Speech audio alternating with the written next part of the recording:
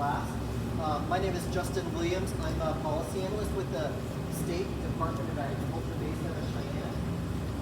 Our division itself is primarily policy, where we help to represent the livestock grazing industry interest on federal land grazing or federal land decisions. And so the purpose of the workshop today is really to identify if your permittees, either the BLM or Forest Service, and for me to help you understand the kind of nuances that go on with the renewal process. It could be so much even as the process to do rate improvement projects. It requires the same kind of process, and so I wanted to walk through that. This is a brochure that we put together a number of years ago where we did meet for ranchers workshops across the state in different areas, and this has been something that's really, I thought, useful for us as we work our way across the state. For me, I don't cover this area, but I do cover from Cheyenne across to Evanston, so the Rollins, the Rock Springs, Kemmer, Pinedale BLM offices. And I also do Forest Service with the Mexico, the Ashley, with the Wasatch Cache, and the Bridger Teton. So I'm familiar with both processes and as well as the inclusion of the Endangered Species Act and how that gets incorporated into the grazing permit rules. So just kind of walk through, I'm hoping that I'll be able to kind of get a gauge of where you are and if you have permits and where we can spend our time. So maybe starting with is to raise your hand if you have BLM grazing permits. Okay, so got a few. And then raise your hand if you have Forest Service permits. Okay, so got one. So maybe what we'll do is we'll spend most of our time on BLM based on that, and then if you have specific questions, of course, on the forest, I'm happy to go through that as well.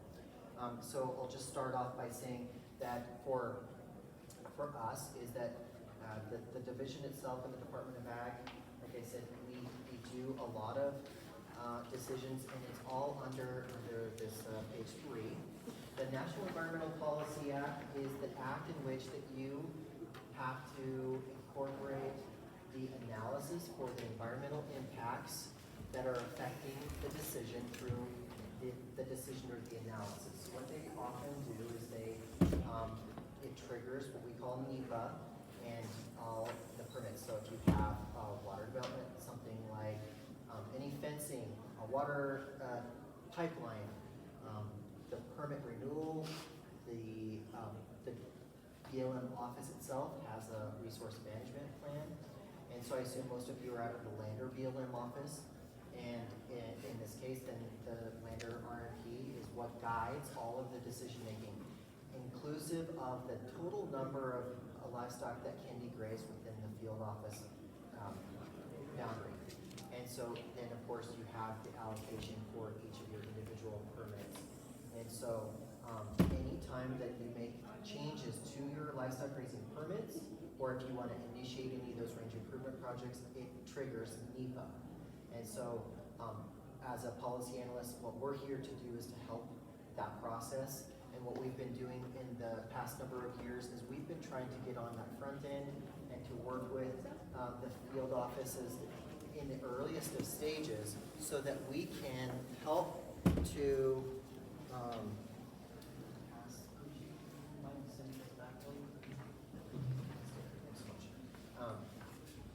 so in order for those decisions to be issued is that we have to be able to analyze the facts. And I think that the important part of this is that understanding that the way that things have been in the past and the way things are now related to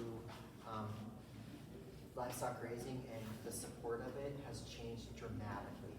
And so what we're finding, especially in the areas that I cover, not to say it doesn't occur across the state, because it does, is I want to emphasize the importance of being involved as a grazing permittee, and if you're involved in any way that you might be working with livestock producers or permittees, is to recognize that there are non-government organizations that are in opposition of livestock grazing, and they use the legal system in order to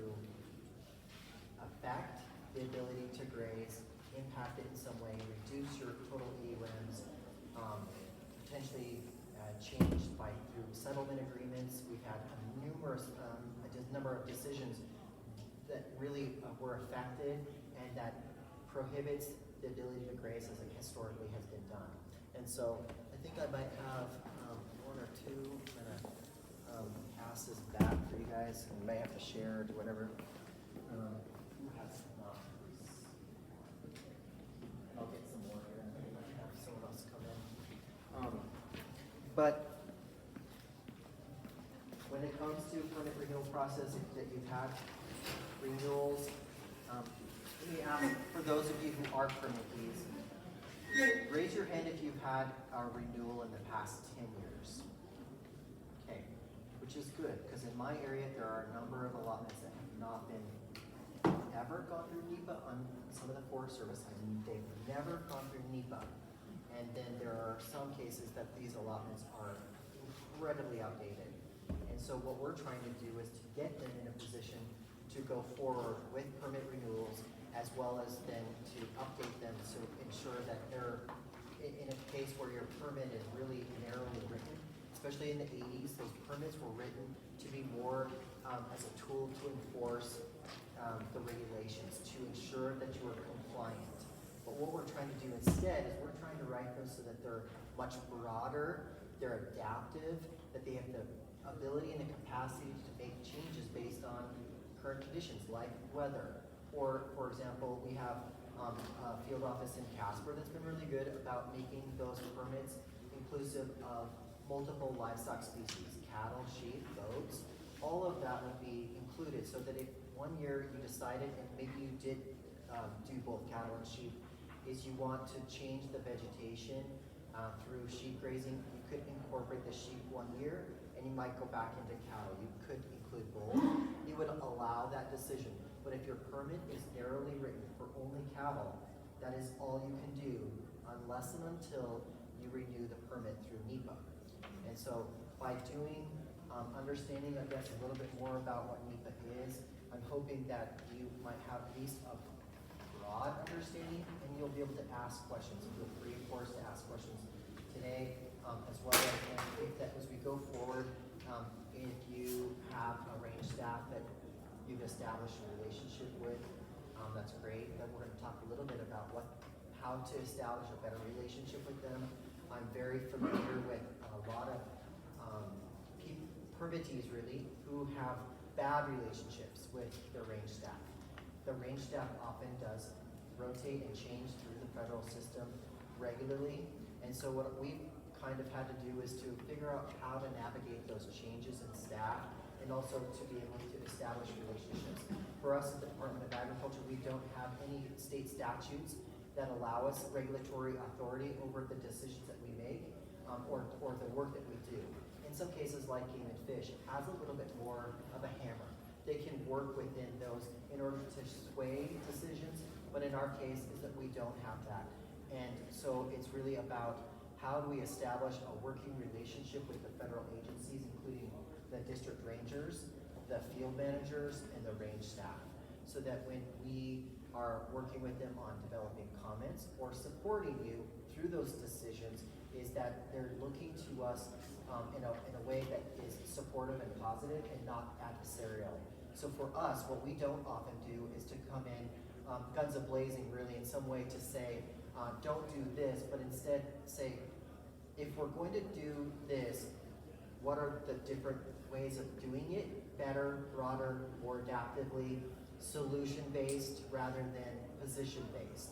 So in some cases, I think we've evolved over the years as well to see that there's better ways in which we can try to get decisions that are in support of the permittees, and to avoid getting a decision that's not manageable. And in some cases, what's happened is that, especially if you have, I'll just throw this out there, NGOs often are ones that, Western Watersheds is an example. The Western Watersheds Project is based out of Idaho, and it's clearly, they have no qualms about saying that they're anti-grazing, and their entire mission is to reduce or eliminate livestock grazing from federal lands. So it's important to know that they do go out, they often have been found to go collect data, including water quality, range data. They'll set out cages to establish annual production and annual use. And so the federal agencies, they do have to work with all the public, of course they're included in that, and it's up to you as a permittee to be aware as to whether or not that there is involvement in your permit from NGOs such as Western Watersheds, Center for Biological Diversity, any of those organizations. In some cases, when they're collecting data, then they could be asking for that to be included in your file. So one of the things that we talk, even just on page 4, is talking about applying NEPA. It's a triangle, it's something super simple. And what I wanted to really emphasize in this is if you're thinking about going forward with a permit renewal, there's a lot of preparation that has to occur. And so one of the things that it's probably the last 5 bullets or so, it says review permit and allotment file. The number one thing I tell permittees that if you are not current on your file, first and foremost, that would be my number 1 recommendation for you to do. So if you take anything out of today's topic is to write down, to ensure, to ask for a copy of your file in its entirety. So when you go into, a lot of times the spring, raise your hand if you do spring turnout meetings. Before you go out, you do your billing and you go and you review, okay? So you guys, or is it only on, sometimes it's only on paper. So they'll bill you, but you don't actually meet.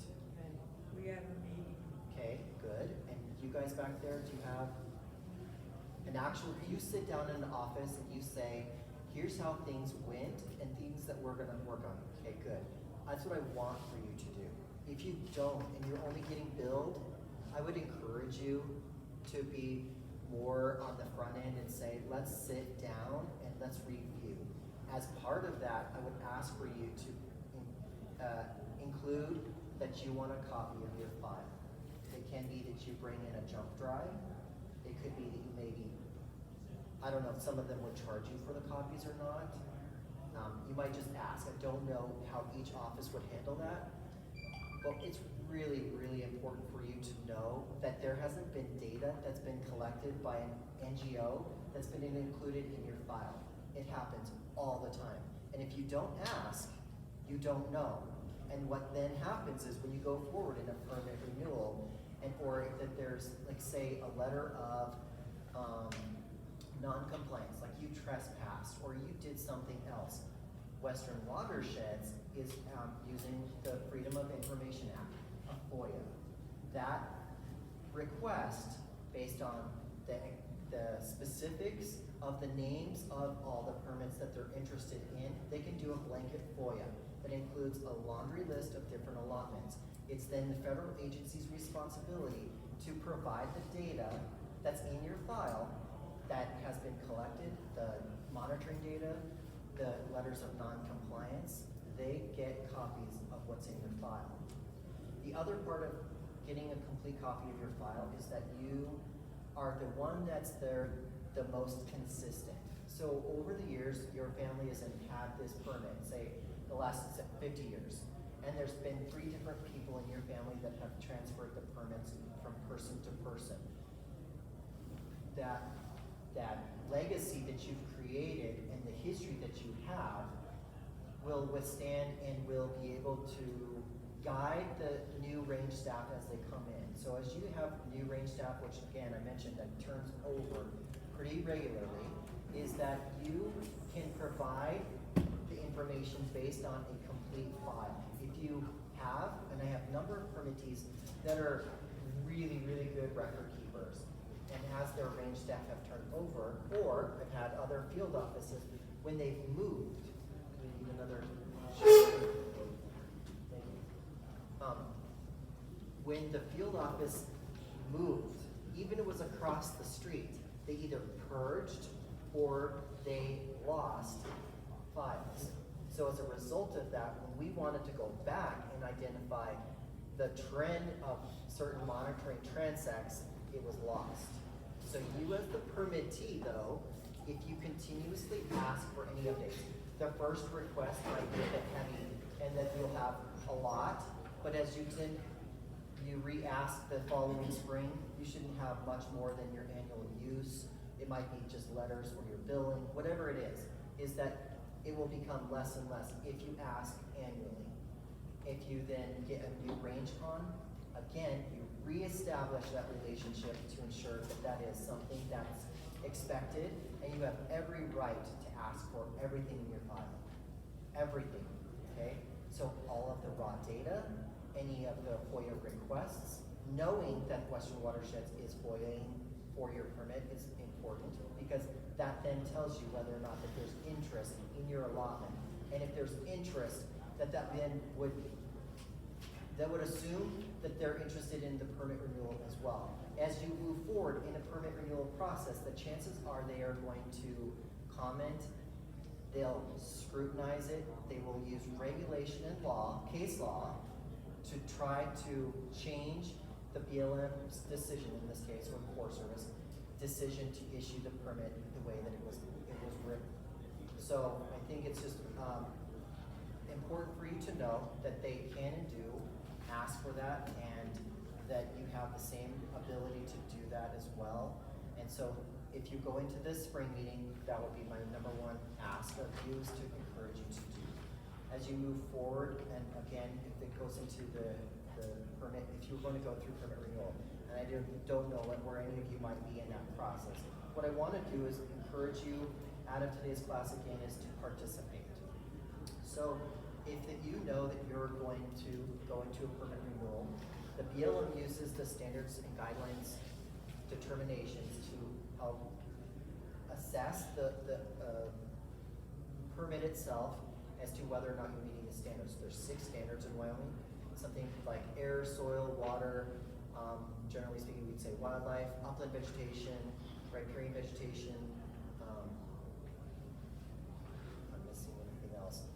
Those standards are crucial as to whether or not the current grazing management that you have within your permit and your allotment management plan is able to move forward. So, for example, in an environmental assessment, that's on page 5. An EA, you don't hear it as an EA. Typically, your permit renewals are run through an EA.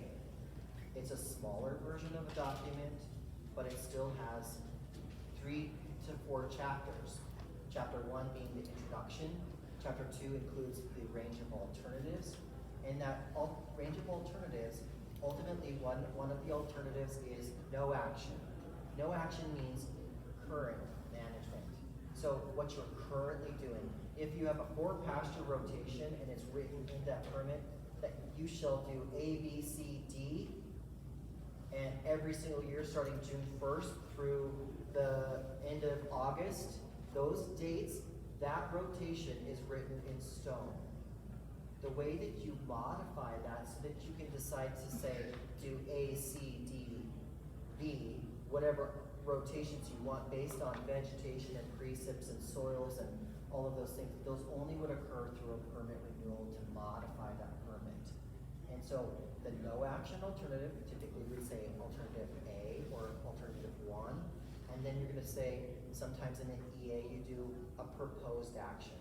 And so what we do is we want to encourage you as a permittee to work with the agencies, work with us to help develop the proposed or permittee preferred alternative.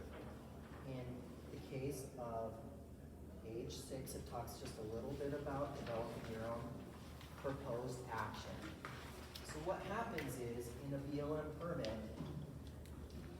you go out and you collect years worth of data. Oftentimes it's including your annual use indicator data as well as trend. Currently, the BLM is required to use, they call it AIM monitoring. I was trying to think of what it stood for, but I couldn't remember earlier, so I'd have to look it up, what the acronym is for. AIM monitoring is something that's a nationwide approach to use for setting randomly identified locations across the field offices And what that data has been used for is a broad kind of swath of different things in order to see what the current conditions are on the range. And so what we're encouraging you to do is to be aware of the AIM monitoring, as well as when they have established transects, for you to participate. If that they are, this would be again something you could ask for in your spring meeting. As you come up into these meetings in the next couple of months, ask them for a schedule, ask for inclusion to participate in the collection of any data that occurs on your allotment. That's one way that we use the monitoring process to establish relationships with these different field offices. And the range staff is to go out and monitor on your permits in conjunction with them and making sure, if nothing else, is that they're following proper protocol and process to collect and analyze the data. Because again, the data gets incorporated into the standards and determination process as part of your permit renewal. They don't typically do that determination unless and until you go for a permit renewal. It's required. So if you don't have data, what that does is it puts the BLM in a position to not make a decision based on best available science because they don't have it. So you want to make sure that they're actually collecting the data that they need in order to make a robust decision. If the decision is weak and that they haven't incorporated enough information, in Western Watersheds, for example, has collected information and data, monitoring, all of that, and that's in your file, then there's a problem in which that they're then trying to change the narrative of the way that you graze and the ability to renew your permit. And so I don't want to scare you, but I want to inform you that all of those things are important, and that the way in which I think you can establish or build a relationship is ask for inclusion.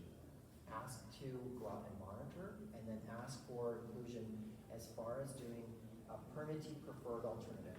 What we've done in the past, and there's a number of allotments that I cover that are upwards of 90 to 100,000 acres. Sometimes they're run in common with multiple permittees. There's a lot of issues between permittees, and so that makes it more difficult. Everybody has their own sort of wants and wishes, how the permit should be run, how the rotation should be run, what bowls to run. All of those are factors that make it more difficult. But what we want in the end is we want those allotments, including whether you're a single permittee allotment or that you're in common allotment, is to have a unified approach to what you want to see happen. So that's where we would like for you to be more engaged if it comes to a permit, is to ensure that the proposed action is something you as a permittee helped to craft, to write, to ensure that actually is something you can follow. If it's something where we have a permit that was appealed under the old Forest Service appeals process, where Western Watersheds didn't support the decision, the field, the district ranger at the time made a decision to settle. Instead of going to court through an appeal, he chose to do a settlement agreement. The district ranger failed to identify or to tell the permittees that there was in fact an appeal, or we weren't aware of it, for almost a month and a half after the settlement agreement was signed on Christmas Eve. Turns out, what they then did is they then upped the ante in a way to where they had to do all this additional monitoring for Columbia spotted frog and western toads, and ensure that all these additional monitoring protocols were followed. And then not only that, but then Western Watersheds was putting cages out there to collect their own data, but they aren't specialized to do any of the monitoring, but that their data was being in some way incorporated. Process-wise in itself was that they were looking for those holes and the permittees weren't notified. So I think it's really important that you ask for inclusion on all of those decisions, making sure that you track that. So really simply on this itself is what we identified on page 5 was the blue for the EA process, in which you were able as a permittee or as the public person, could very well be just public in support of, is that you have the ability to comment So I mentioned in the blue, on the left is the proposed action. That process itself, they typically issue a scoping notice. It goes through what we call the Federal Register. That allows the public to know that there is a decision that's being started, and that scoping notice is asking the public for, do you have any information that you want to share to us as the agency, and what can we do to incorporate the wants and wishes of the public in general, because it's public lands. So at that point, I would encourage you as a permittee to provide comments, even an email, is you can send that in and just include that as scoping.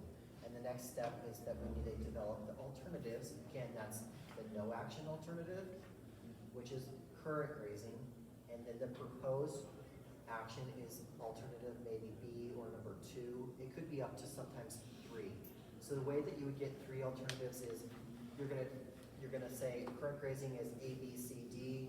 Maybe alternative 2 is no indication of pasture rotation, because you want it more open. You want to be able to make this, you want to broaden the decision as much as possible, so that if 1 year you want to change the rotation times 4, maybe 1 year you want to leave one ungrazed, maybe 1 year you want to leave them 2 ungrazed. Whatever it is that allows that, because the decision itself, once it's written, it's legally binding to where you can't modify it unless and until you do NEPA. So you have to then say, what can we do? And that's what we're trying to do, is make these permits as broad as possible and not so restrictive, in order for you to have the flexibility to make changes but not reinitiate NEPA. And keep in mind that when you do NEPA, an EA is probably somewhere around $75,000. So it's not cheap. It takes probably a couple of years at least to do an EA. So from beginning to end, an EIS, I had the Upper Green grazing decision from the Pinedale District Office in Western Wyoming, Bridger Teton. Took 17 years to do an EIS. And while it's obviously not the norm, it's completely ridiculous to think that it took that long, and it was somewhere close to 700 pages. Your EA for your permit renewal should be somewhere around 20, maybe 25 pages on average. If we can get an EA to stay that small, that's where you need to be. If it gets much broader and it's a really controversial allotment, like the Upper Green, because it has grizzly bears, has wolves, it's a huge in-common allotment. So those types of things, of course, that was a decision that was appealed by Western Watersheds, and then the forest had to go to court over that decision, and there were modifications to the permit as a result of that lawsuit. So depending on your allotment, if you're kind of in the clear, it's low key, it's not something that's real controversial, you're lucky. If then you do get where Western Watersheds comes in and they have any indication that you're not following, if your resource conditions are not up to par, if you have a lot of riparian issues that are evident, they do a lot of photo monitoring, they go out and take pictures, and then they ask those to be included in the file. So I would say be mindful, and if there are opportunities, if there are resource issues, it's fine, but I would say in your spring meetings, if there are indications, or if your annual use data somehow relays that there are issues with resource, like sage grouse is another one to be mindful of. Who's in core? Sage grouse core.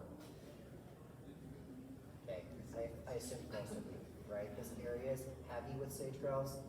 That means then that your permits will certainly have sage grouse data, which is the habitat assessment framework. That's another transect of data that's collected in addition to the aim monitoring and your trend to show that your grazing does in fact support nesting, brood rearing, and winter habitats. So if you are overutilizing the allotment and it doesn't provide nesting habitat, I can say with certainty that you will not meet the standard for number 4, and you would have to modify the way that you rotate or the way that you leave through deferment or rest to ensure that that nesting habitat does happen, right? So those types of things will come into play. That's kind of the change. the way that current permitting processes are working is that it's a lot more scrutinized. The resource management plan, it's a land use plan that's amending a number of western states. Currently, of course, Wyoming is included in that. Sage grouse, the 2015 plan is what we're currently using. We tried to get one through 2019. It was appealed, rescinded, and then they made modifications. And here we're, I think this is the third or fourth version where we're modifying that plan. What it does is it modifies all of your land use plans, including lander. So by incorporating those changes under the previous administration, of course, is that there was a higher level or a bar in which to reach for the inclusion of sage-grouse habitat. So I would just be mindful, kind of, again, what do the resource conditions look like currently on your permit? Could you modify the current grazing in order to voluntarily change the rotations, change the time, change the stocking rates, any of those changes that you feel like you could do in order to work towards improving the resources before you go to a permit renewal? I would encourage it.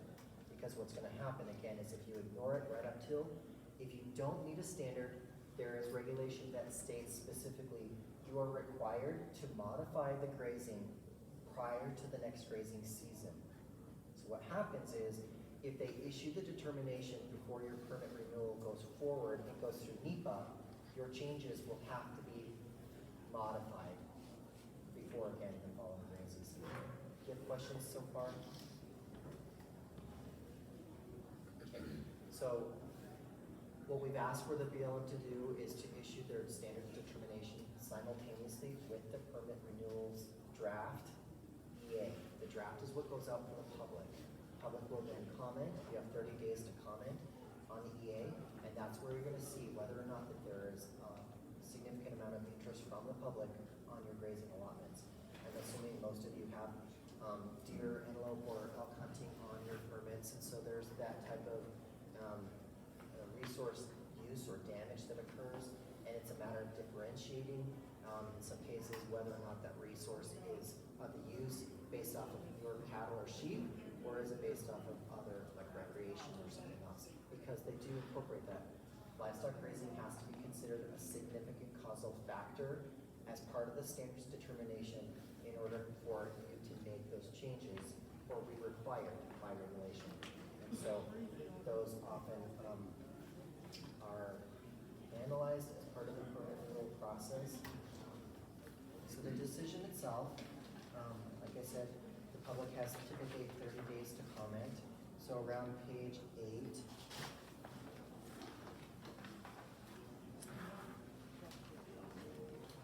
for an EA, what you would see is kind of in the middle, it says for an EA, the decision is a finding of no significant impact, a FONSI. So every time your permit comes forward, if it's determined that the impacts by grazing are acceptable to a level and it's not significant, that they can reach a FONSI.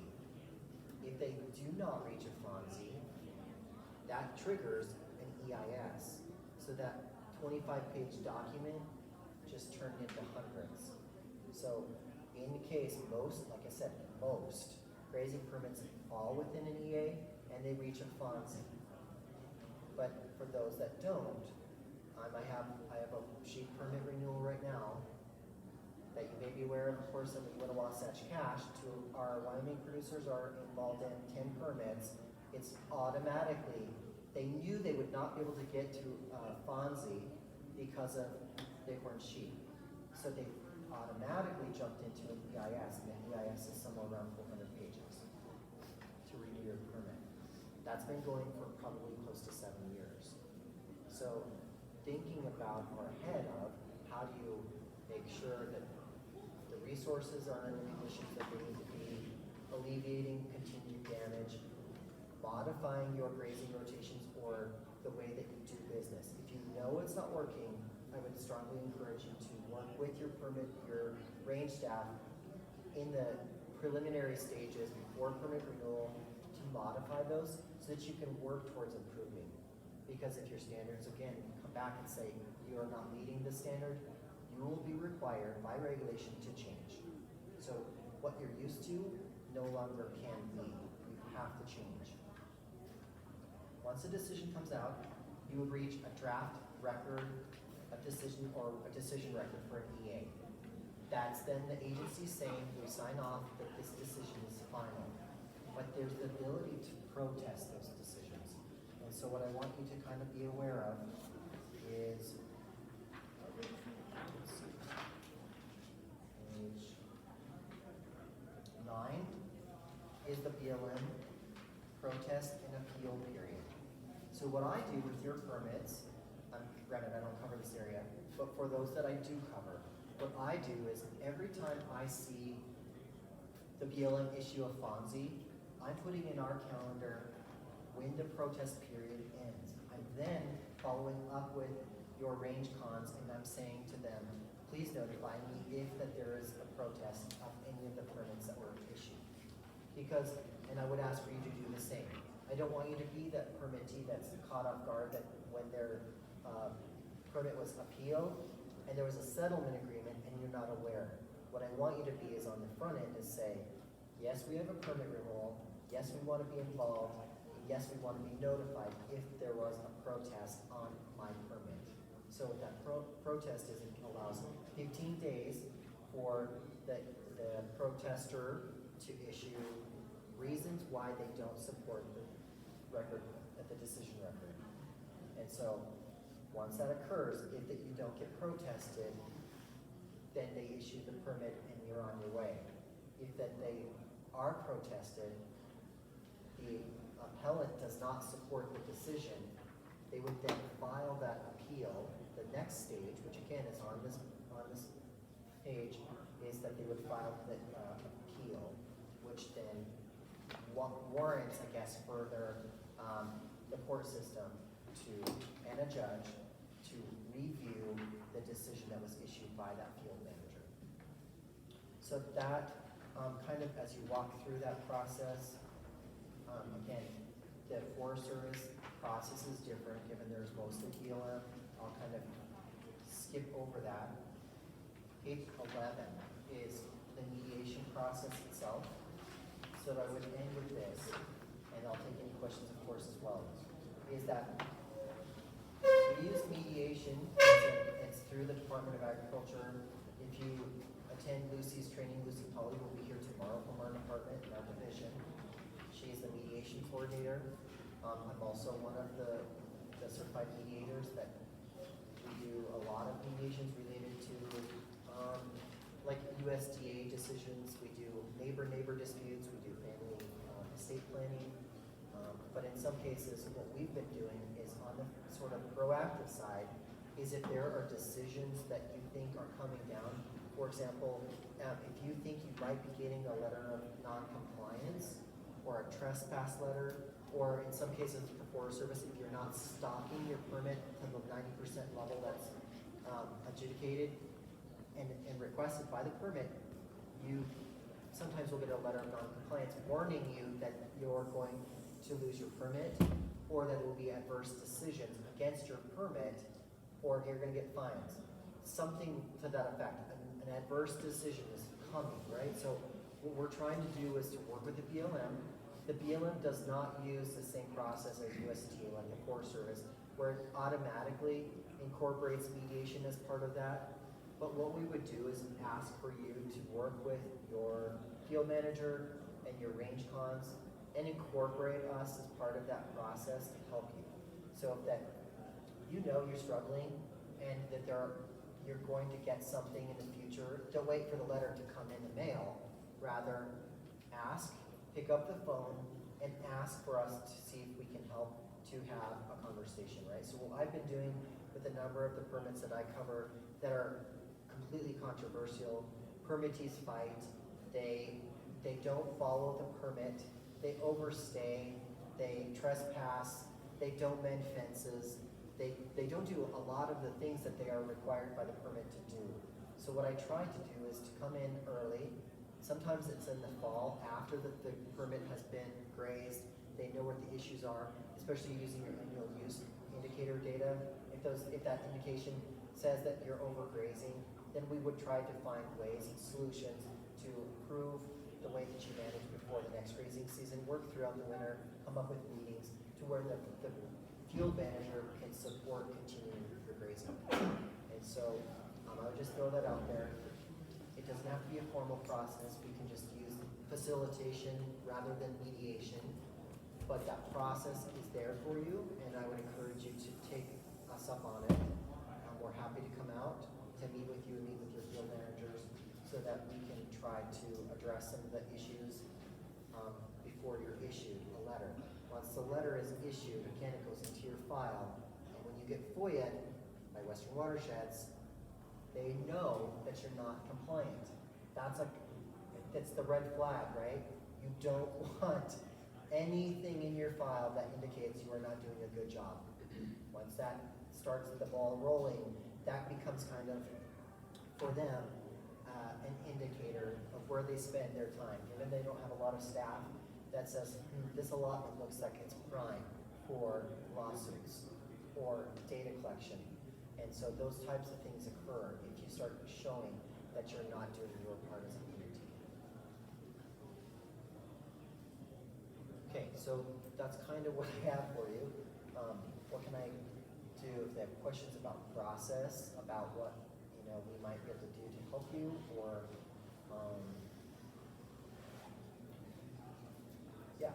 Question, do permittees get any kind of notice when their information is getting received by these NGOs? Not necessarily, right? So it's a good question. And so what happens is that they might be dumping monitoring data if the agency does allow the data to get collected and dumped into the file, or if there's a FOIA. It's important to ask, has anyone FOIA'd my file? And so you would ask that question coming up in the spring meeting. When you ask for your file copies of, has anyone FOIA'd my file? And then if it is, ask who it is. No. And then do your homework. If it's an NGO, it's anti-grazing, it's not good. You can't prohibit them because that's a right that the citizens of the U.S. have to FOIA the federal government on information that they're interested in. And so they may or may not necessarily tell you based on whether or not there's a relationship there.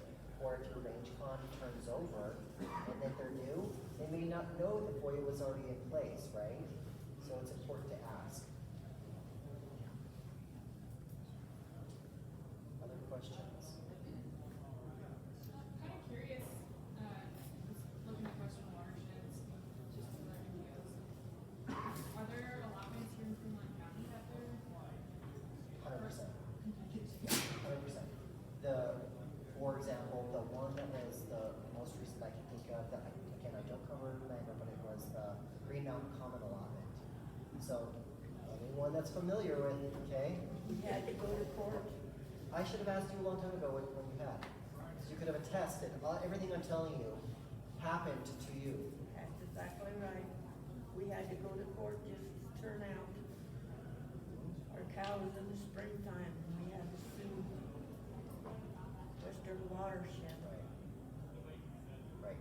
So it's no joke.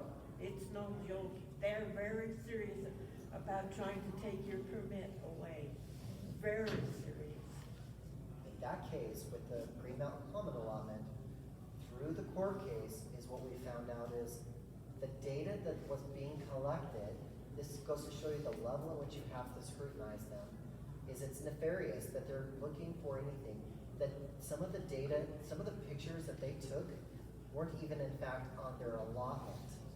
They came from other areas, but yet they embedded them as though it was part of the data. So again, if you ask for your copies from your file and you're like, this isn't even my allotment, I would make very, very clear to your range staff that should not be included. If there's data that was not included, that you didn't approve of, or that they didn't include in their process, ask for it to be removed. Wasn't even in the state of Wyoming. Correct. So somebody filtering this data that's being entered to file? Should be BLM. It should be pre-approved. And the data for water quality was through the DEQ, Department of Environmental Quality. What they had to do then is go back and evaluate top to bottom any and all data that was collected by Western Watersheds because he wasn't following protocol. They had to go so far as to say, how did you collect? Did you have permission to cross private? Any of the data that then he collected where he crossed private did not have, or collected on private but did not have permission, had to be excluded. But then not only that, but when he collected is that E. coli data has to be, the sample itself, incubated. Well, he was using a homemade incubator that he was using with this to obviously prove or met the DQ protocol or standards. So that then had to be. And so it wasn't until that they filed a lawsuit and there was a counter suit that then said whether or not the data that they submitted was factual and in this case on the pre-mountain common law. It is. It's incredibly, incredibly scary to think that that's what length that they would go through to get you off. So, if you have questions, I would encourage you to speak. What was your name? Jean Armstrong. Jean. So, because to me, hearing from someone who's gone through it personally and what it takes to go forward with that process, the stress, it would be so much better coming from her than it is from me. So, well, I appreciate you guys coming. I know we're out of time. I'm here for lunch. We have a table, and you're more than welcome to swing by if you'd like to ask any questions or whatever you have. I'm happy to help. So thanks again for. You have a card? I'll check my bag. I do have cards in my bag. I just forgot to bring them. I would appreciate it. Absolutely. Yeah. That thanks for coming.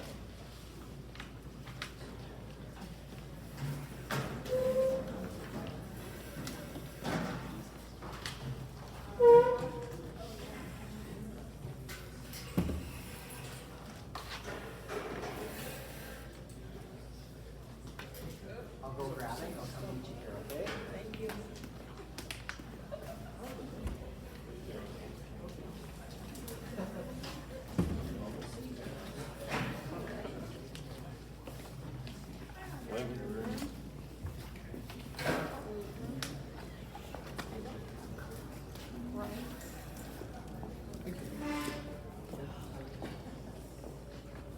Hard choices. Get bothered? No. All right, everybody, I just wanted to make an announcement that lunch will be at 1 o'clock in the Heritage Hall across the parking lot. So about 1 o'clock we'll get started with lunch. Just want to let everybody know.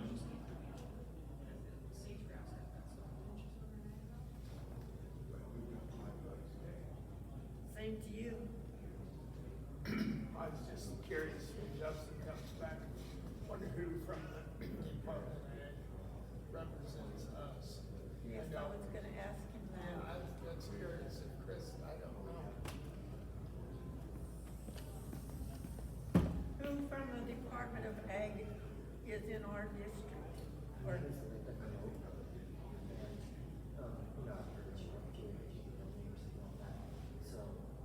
She's the one that covers them.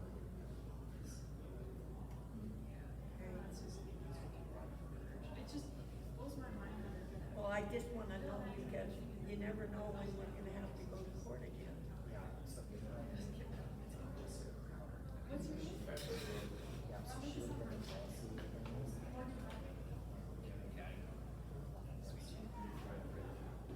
No, I just work on the A ones here. Cause they're just sitting there waiting for us to make a mistake so that they can. it's hard for people to resonate with this topic unless and until it happens to you. Then you realize. Did you grow up here? It's no joke, right? Could you, and so that we are always trying to get people to understand what can you do on the front end so that it alleviates or that it inform not more. Well, hard to trust. Don't have to go to court. I forget names real easy. 7 weeks. The driving like down there, forget her, down at the ramp, I mean, oh, really? Yeah, I didn't think to ask that question. I forgot about that actually. That was your office and wasn't able to. This group. Oh, yeah, they're a little more convenient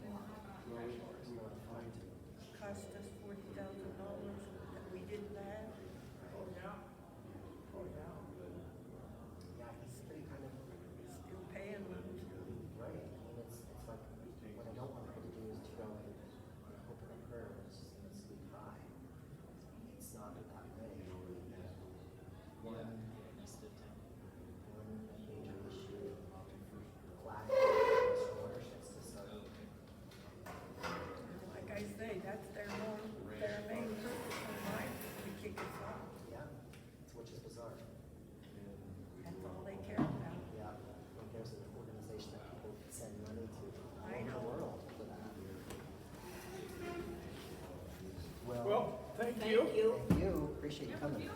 Hey, did you have an extra one of those pamphlets? Yes, I do actually. If you want, follow me real quick, it's, yes. Sure.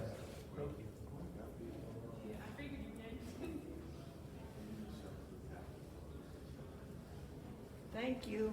You're welcome. I'm slow. Well, that's all right. I'm, you know. It is.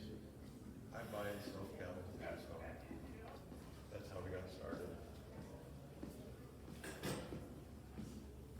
Thanks for making the introduction. Yeah, well, thank you for asking questions. Oh, yeah.